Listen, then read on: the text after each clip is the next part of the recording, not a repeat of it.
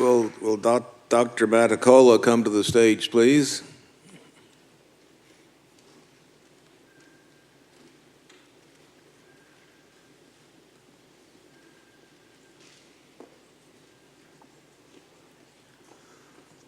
One of the adjuncts to taking care of horses, of course, is protecting jockeys. And we have a report on the Jockey Injury Database.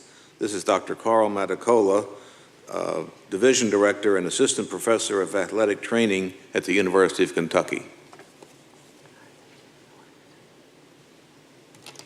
Thank you.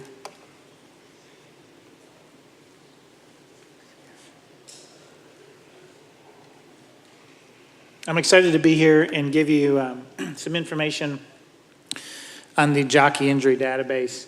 And I'll also provide a preliminary analysis of some of the data that we currently have and hopefully get some possible conversation on future directions.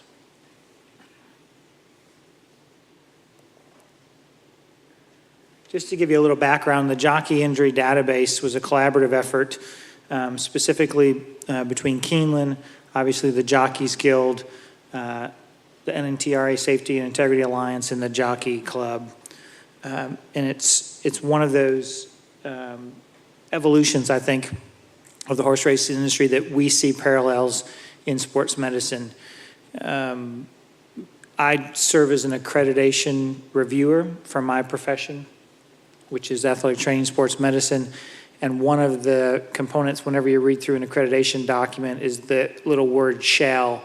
And as I was looking and reading through some of the materials today, you find that throughout much of that document, specifically saying that the Jockey Injury Database shall be a part of the horse racing industry. So we are in the very infancy of this database, and it has evolved, and it really takes place because of the heartfelt dedication and devotion of Terry Meeks and Mindy Coleman. They have made sure that this stays at the forefront of what they do, and quite frankly, a lot of the data follow-up is a result of their individual efforts. So it's a new data collection system, relatively new, that's being created with the assistance of those entities that I described. And it was established in 2012, so we're in our second year of data collection, and I'll provide some information relative to what we have so far in national trends.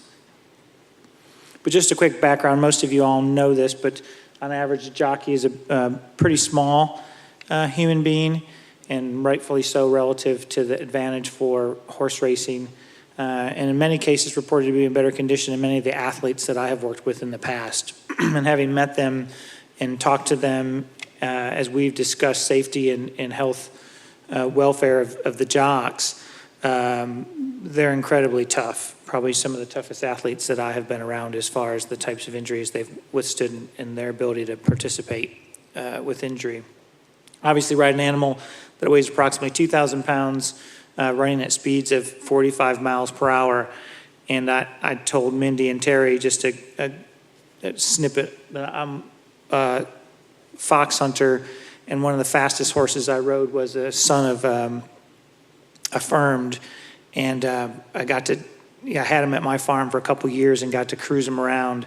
And that was the fastest I've ever been on a horse, and I can't imagine what it feels like to actually be there going down the stretch. Injuries at these speeds obviously can have catastrophic consequences.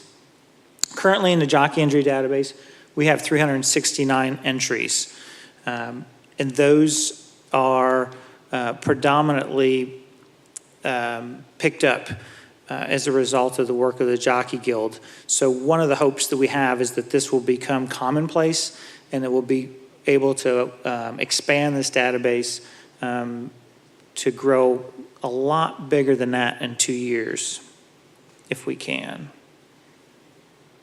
Just to give you an idea, the data collection form is relatively simple, but it provides a lot of information. Everything from the location of the incident, race specifics, the age of the horse, the race gender, the cause of the incident, and the result of the incident. And just so that everybody knows, it's protected data. I don't have any connection to a person when we receive the data. It's once the data injury form is completed, it's sent to the Jockey Guild. The Jockey Guild then forwards that information to me, but all I have is a code. In addition to the cause of the incident, we have the result of the incident, the cause of injury, the site of the impact, specifically ground, rail, gate, or other, on-track medical staff, which I think is an important issue that hopefully will become a conversation piece in this sort of a conference as well as others in the future. Was hospitalization required? And then the thing that I'm excited about is the ability for us not only to get this information to better understand it, but also to begin to identify modifiable factors, and obviously safety equipment, and the safety equipment that the jocks wear as well as that at the track, and conditions at the track are ones that we potentially could modify. And then obviously the nature of the injury. So it's relatively extensive, but one-page sheet that's pretty easy to fill out. So the goal was to try to make this so that it would be feasible, it would be attainable, and that it wouldn't require advanced medical training to be able to provide this information. So just a quick overview of some of the data we have now, which is very similar to that which you'd find in the U.S., and specifically the most current data that we have is from California, and they've done a nice job of being able to document injuries specifically in that state so that they could capture total number of races and total number of incidents. But the data that we have so far is the location of the incident is typically the most injuries take place at the start as well as in the stretch, followed by in the final turn. So very similar to sports, it's that initial burst of energy, and obviously taking into consideration at the start the propulsion of the animals and potential for contact as well as with the gait. And similarly, if you think about sports, we find in football and we find in many injuries, most knee injuries take place in the later half and later end of the game, and that's very similar in horse racing. So approximately 31% of the incidents that we have reported take place at the start, 25% in the stretch, and another 20% in the final turn. Cause of the incidents, typically thrown by a horse, obviously, for non-breakdowns. So 187 of our total incidents as a result of that, and then thrown by the horse with breakdown, clipped heels, collisions, and then others make up the cause of the incidents that we've identified. So approximately 50% of the incidents of jockeys being injured is being thrown by a horse in a non-breakdown followed by a breakdown of a horse. Result of the incident, injury did not return the same day, 111. Injury returned to ride the same day, 37. And then of the total incidents, 210 resulted in a non-injury thus far. So 58% non-injury, but still approximately 40% injury. So every other time that someone's thrown by a horse, you would expect that we would document an injury or a jockey would be injured, which is significant. Injuries by region, again, this is similar to other reported data. Upper extremity injuries, most commonly, head and facial injuries, and back injuries. What I find interesting is if you took the head and face injuries and head injuries, they're approximately 60%, including the back.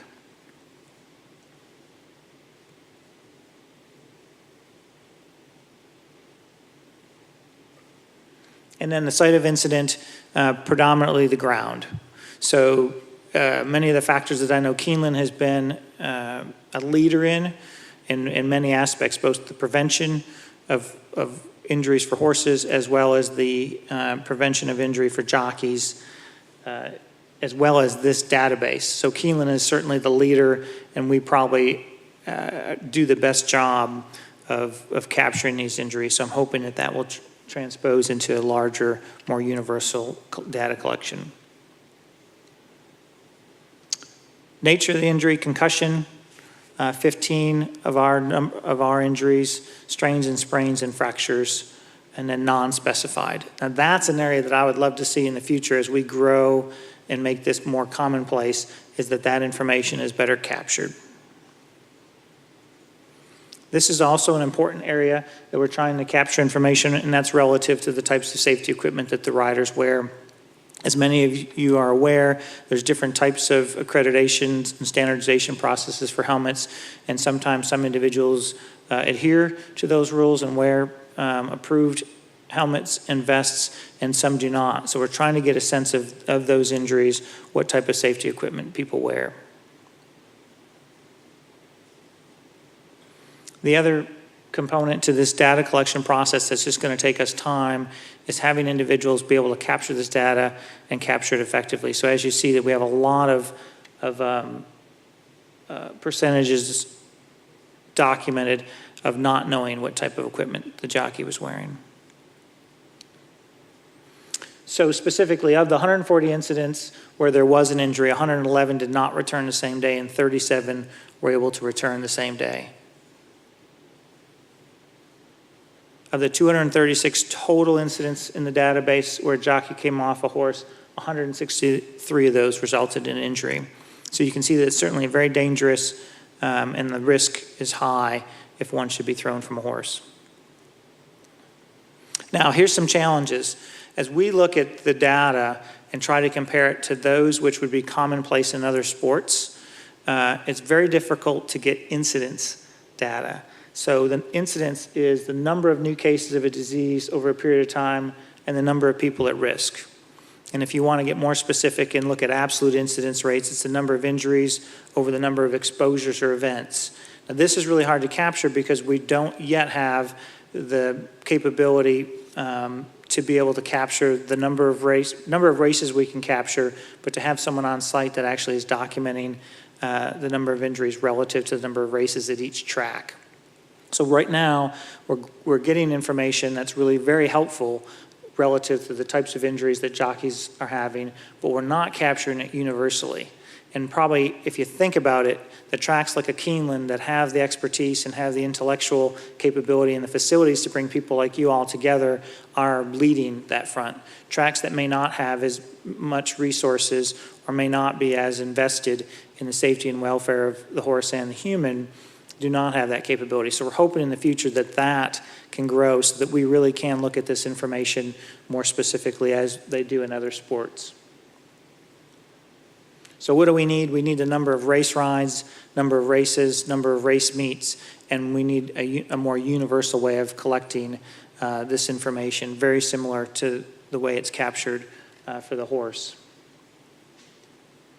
And typically, if you read epidemiological studies, they will quantify it or normalize it relative to 1,000 exposures, and that just makes it easier to compare hundreds and thousands for people like me that don't do math really well.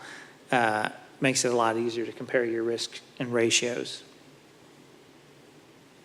So if we go back and look at the number of injuries that potentially would be apparent in the racing industry, based on 93 and 96 in the study by Waller, they estimated approximately 6,500 injuries.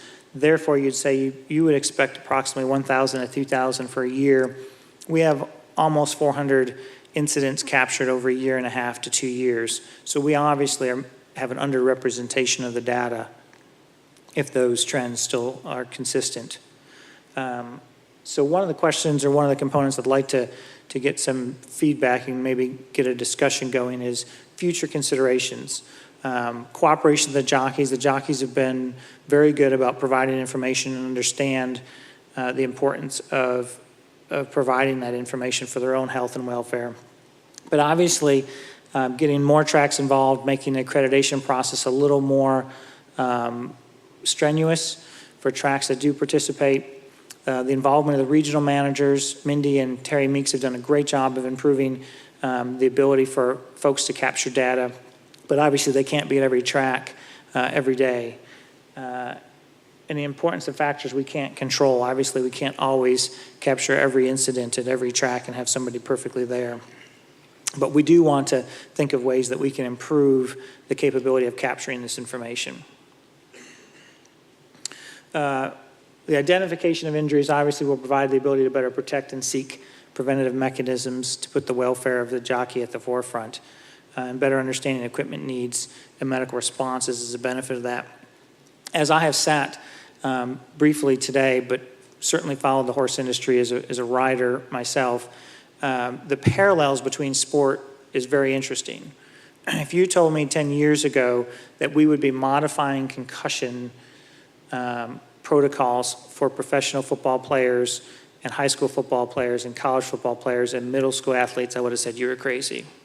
If you told me that the new concussion guidelines in sports are making recommendations in colleges and the NFL to the number of contact days that people would participate in contact, I would have never have believed you.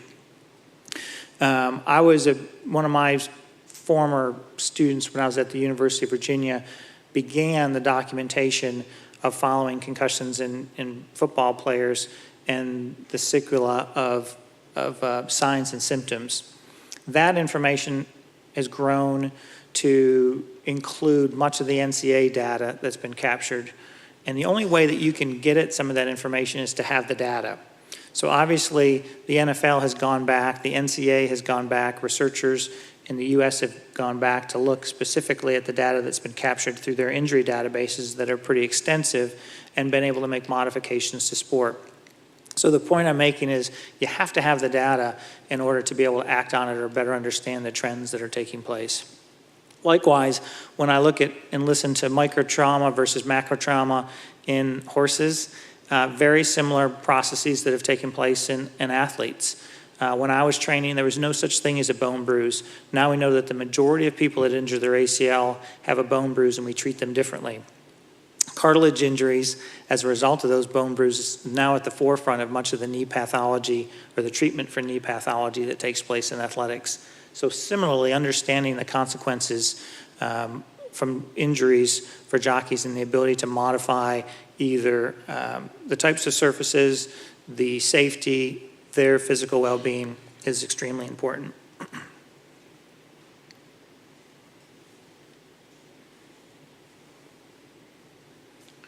I guess I'd throw the question out if anyone has any suggestions on how we may proceed better to better capture this information. That would be one question I have as someone who's trying to manage the data but isn't at the forefront of being able to collect it. John?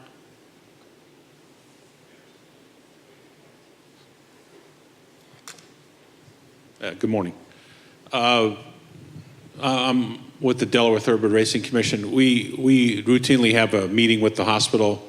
We're very fortunate. We're right across from the Class 1 Trauma Center, Christiana Hospital.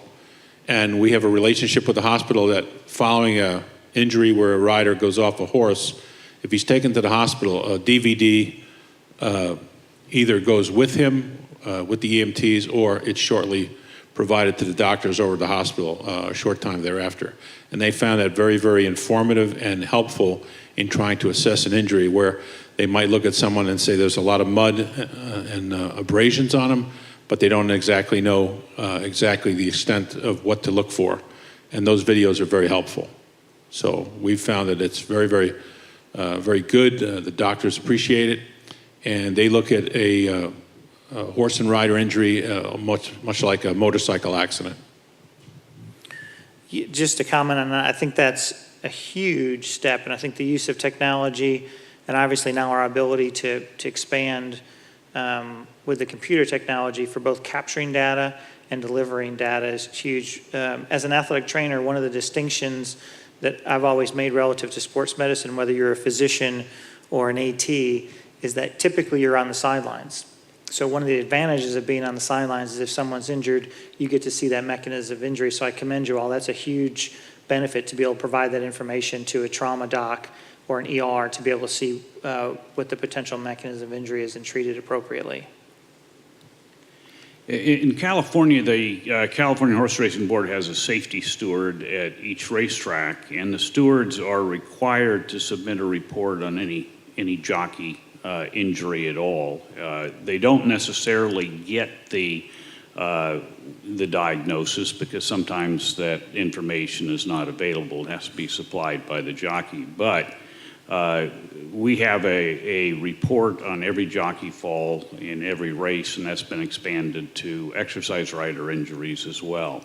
So just like we have reports on equine fatalities, we also have reports on jockey falls as well. And I'm surprised that's part of the regulatory agency, and it's probably a public record. I'm sure it is. But I'm surprised other racing jurisdictions don't have a similar reporting system. Is the extent of that, the extent of what they're capturing, does it have any of the information that we have in here as far as injury type, incidents? Does not have type of injury at all, but has the particulars about whether the jockey was able to continue riding, whether he was transported to the hospital. Okay. But it also is correlated with other racing events as well as to when, how, and where the fall occurred. So maybe a coordinative effort between the steward and the medical staff. And I think what we're finding is that it varies so often at different tracks of what's available for medical staff. The limitation is privacy issues with the jockey's health records.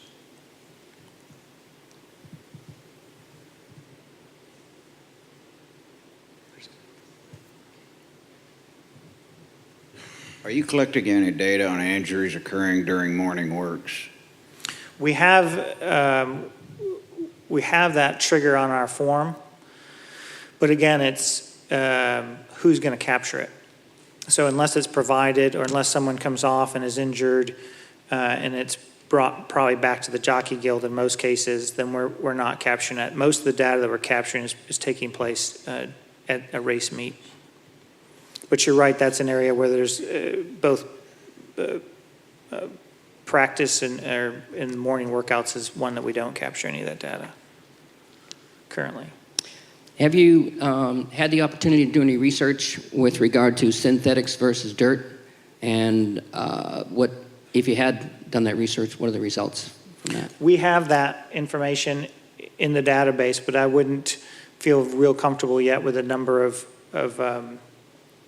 data points that we have of making any, sort of causation or really even looking at a relationship yet. All right, thank you. Hi.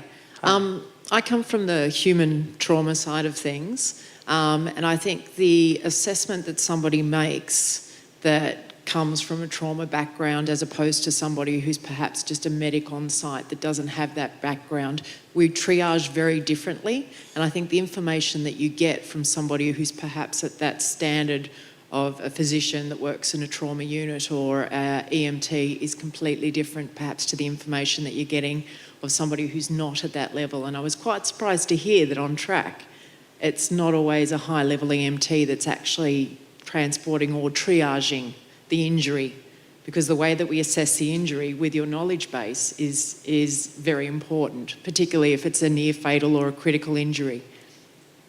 I agree totally. And I think it'll be interesting to watch, I think, the transition in multiple levels of sports. In our profession, there's a distinct push and there's a distinct change in the provision of healthcare for young athletes in the nation right now, particularly with the incidences of concussion and heat stroke. So I'm, down the road, if you said in our lifetime, I'm hopeful that will change. Keeneland has a physician on staff, and that's who's doing the evaluation and filling out the forms. That's certainly not the case at other tracks. Is there a room, without impinging on people's privacies, for a basic electronic medical record to be based back to the jockeys rather than the sites? Could you repeat that? Sorry, accent. Okay. No. Is there room for, without impinging on people's privacy, obviously, room for a basic electronic medical record associated with each jockey rather than associated with the tracks, to follow it that way? There is, and it's available. It would still be that information, that ability to capture that information is there. And they've made, the Jockey Club and Guild have made great strides as far as looking at concussion and and putting in place the opportunity to pre-screen jockeys for concussion, it would still come back to getting that information into the database. So if a jockey came off or was injured, there's still that connection of who's capturing that injury or is it being reported. But the mechanism is there to have a consistent collection of data between. Anything else? Has there been any discussion in regarding the value of having a physician at a racetrack versus well-trained EMTs and the need for having a physician there? I can't answer that. I could give you my opinion, but yeah, I can't answer that. Obviously, the data that we collect here with a physician on staff is much more detailed, and the diagnosis and the initial evaluation is much better. And the only reason why I ask, because I know that would perk Terry's ears, is the fact that, in some cases, not all, the physician that works at the racetrack normally become, in some cases, a dermatologist, an OBGYN, and have no training in emergency medicine. And I know it's been a discussion point every once in a while over the last 10 years, but nothing has ever really been looked at it in depth to look at that value and the usefulness of that. Anecdotally, I can certainly say that the data that's collected from us is much more robust than other areas. I think there are other allied health professionals that could meet that need. In addition to EMTs, the reality is knowing mechanism of injury and being able to really fill out a form that, for the most part, is pretty basic. And then the diagnosis component can always be followed up with. So the initial screen of what someone has can change after if they've been transported to a hospital, or if they've been seen by a physician. The one thing, Mike, the last several years, we've been working with the Jockey Club in Keeneland to do the Jockey Health Information System, to do the Rider Injury Database, to testing for the baseline concussions.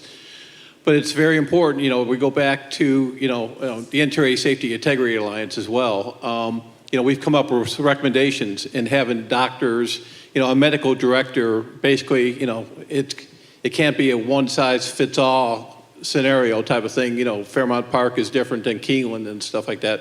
But we should have basic guidelines, and what the intent is, and having guidelines what to do in case of an injury, not only for a jock, but an exercise rider, or somebody gets hurt in the morning as well, but have something in place. The one thing we stress, for the last 6-7 years is paramedics compared to EMTs.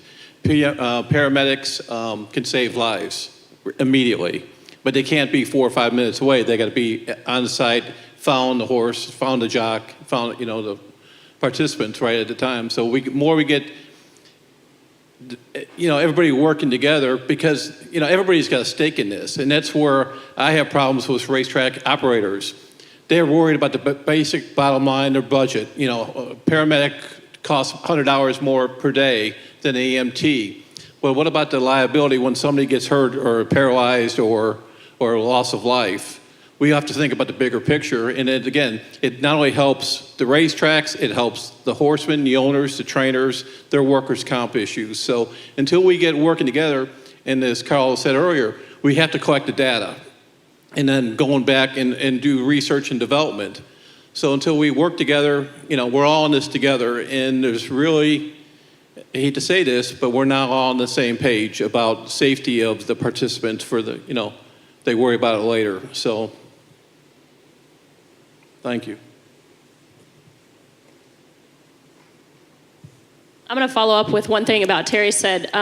With asking the EMTs and the paramedics, just to put it in perspective, an EMT has about 120 hours training. A paramedic has 1,600 to 1,800 hours training. They are way more, they're equipped to handle the serious situations that typically when a jockey goes off, if it's not a minor issue such as a broken collarbone, broken wrists, ribs, something simple, it's something serious that needs the attention. They're also the only ones that can break the skin. So if you have a situation where a jockey is losing blood pressure, or they have a collapsed lung, or something that is very life-threatening, they're the only ones that are going to be able to be out there to save them. An EMT cannot and does not have the training to do it. So that's where our big emphasis is on the difference of paramedics. And to be honest, a lot of times people don't even know if they have an EMT or a paramedic. They don't even know the difference. And when we're talking about it, a lot of times people don't realize the difference of between the two.